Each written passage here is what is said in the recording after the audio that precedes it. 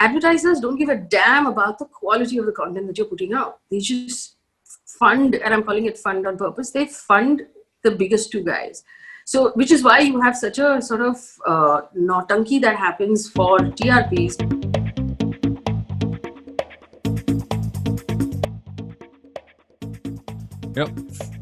Someone recently asked me if there were two areas that I would be bullish about in terms of content which people don't invest enough in today, but is really going to be for the future. For me, those two things were stuff around deeper news content and documentary or docu-series.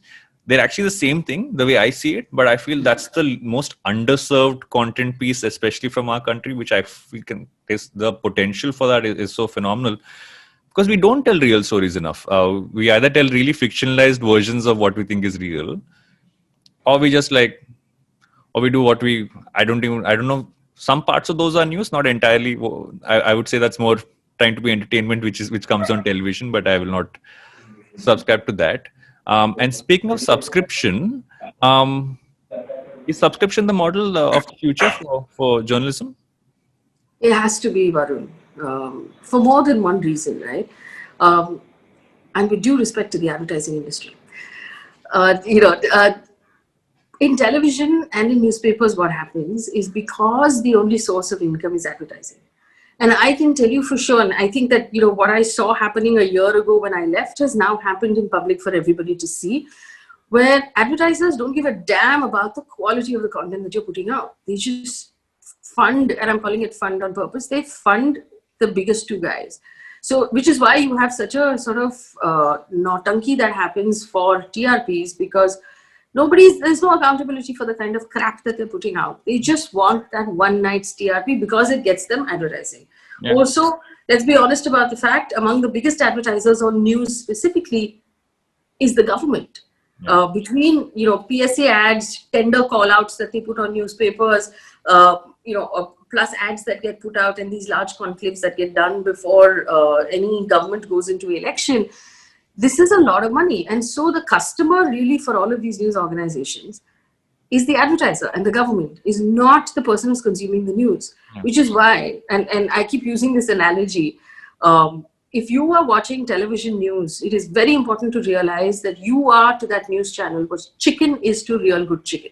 Yeah. Right? You are that commodity. Right? They've chopped you up and put you in a packet that serves their customer just right and sold you.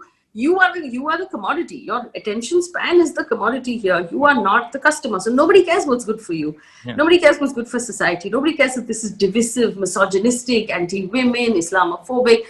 They don't give a damn. There's no accountability. And the only way to change that is for the consumer or the user to take control. And the only way you can take control is if you pay for news. Yeah. If I am solely dependent on my audience paying me, I'm going to serve my audience's interest, because the moment I start putting out crap, you will stop paying me. That's the only line of accountability. I'm not accountable to anybody else. And I actually think that consumers of news right now should be moving to subscription voluntarily with a vengeance, saying that, we don't want this crap free news that's coming into my house every day, because I don't know what it serves. Yeah. Consider the fact that a lot of these channels are free to air. Who's paying for it? How is it free to air? Yeah. Right? How can you afford to do this? These are questions you have to ask, and you have to, at the end of the day, our parents tell us something really important, right? When you're coming home from school, they tell you not to accept free sweets from anyone, because you don't know what's in it. It's exactly like that. Do not take free news from anybody. Yeah. Pay for your news. Buy it from like a verified proper source. Yeah, because if you realize who's giving them the money for them to be free, which means they're never going to say anything bad about those people. Precisely. And this we should tell audience members. There are these conclaves that happen, right? Oh my God. These conclaves are only done for one reason, so that the sales team can make their quarterly numbers. Because each conclave spins for between 15 CR upwards, depending on the size of the conclave. The conclave only sells to advertisers if you've got a cabinet minister speaking in the morning and another cabinet minister speaking in the evening. And if you can get the prime minister, then nothing like it. You are set, you're golden. But if you ask the government uncomfortable questions, nobody will come to your damn conclave. Yeah.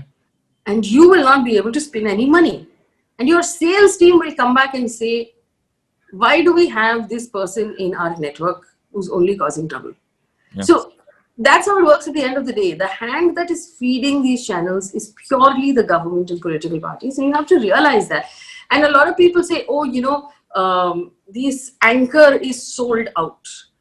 But you have to understand what sold out means. Sold out means that this person has a channel with 200 people, 300 people working there. And in order to keep that channel viable, they have to do whatever the government tells them. Otherwise, either the channel will shut, or the anchor will lose their job, or the editor will lose their job. These are the options, really.